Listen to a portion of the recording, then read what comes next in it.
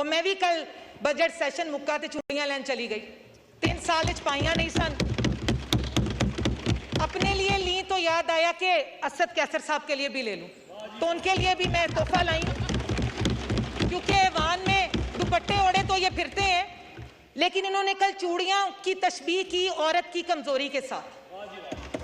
तो मुख्तसरन कहना चाहूंगी कि ये जो हाथ चूड़ियां पहनते हैं, बाय इलेक्शन डस्का का तो इनको याद होगा, और अपने जोरे बाजुओं पे जो इनका हशर करके अल्लाह के फजल के करम के साथ और डस्का की अवाम के वोट की ताकत के साथ मैं यहाँ आई थी, इनके 14 तबक रोशन करके आई।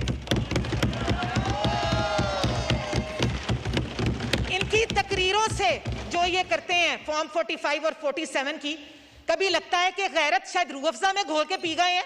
इनको 2018 का इलेक्शन याद नहीं है, और डस्का का इलेक्शन जो इन्होंने बक्से चोरी किए वो भी एजाज अल्हम्दुलिल्लाह पीटीआई को हासिल है, हमें नहीं। ये वाहन एक सर्कस की तरह है जो पिछले 3 महीने से बंदरों का तमाशा देख रहा है, जहां पे इनको लगता है कि इस 25 करोड़ अवाम को चुटकुलों की, लतीफों की और तमाशों की जरूरत है, लेकिन ऐसा हरगिज नहीं है। हमारी एज अ गवर्नमेंट हम पे बहुत बड़ी जिम्मेदारी है।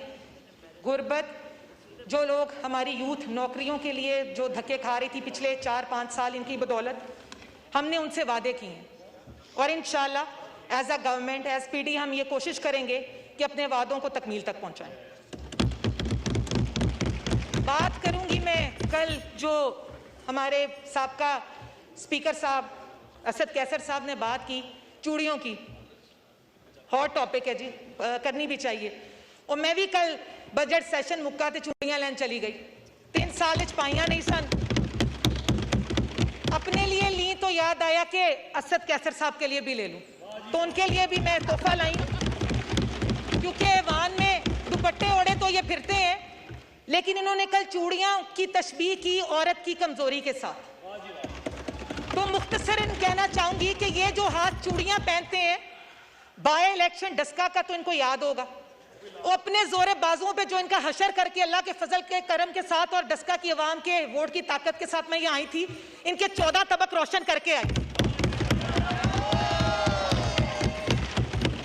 इनकी तकरीरों से जो ये करते हैं फॉर्म 45 और 47 की, कभी लगता है कि गैरत शायद रूह अफ़ज़ा में घोल के पी गए हैं।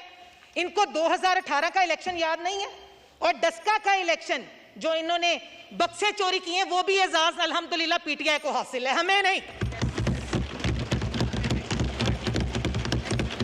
एक खातून एमएनए हूं, तो आज तमाम वो खवातीन जो कि पाकिस्तान में अमली सियासत का हिस्सा रही हैं, वो मोहतरमा फातिमा जिन्ना हो, बेनज़ीर साहिबा हो, तलसूम बीबी हो, मरियम नवाज साहिबा हो, और तमाम ऐवानों में मौजूद खवातीन चाहे वो किसी भी पार्टी से हैं, मैं ये कहना चाहती हूं कि आप तमाम बहनें, आप तमाम खवातीन इस मुल्क के लिए बाइसे फख्र हैं, और मुझे भी खुशी होती है कि मैं भी जेंडर डिस्क्रिमिनेशन के बावजूद इस सिवान का हिस्सा हूं। अब बात करूंगी बजट 2024 की। समझ ये नहीं आती कि इन नासमझों ने, बेअक्लों ने बजट पढ़ा भी है कि नहीं।